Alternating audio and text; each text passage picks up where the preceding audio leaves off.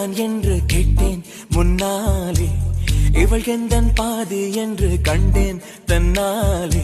என்னை பார்க்கிறாள் ஏதோ கேட்டு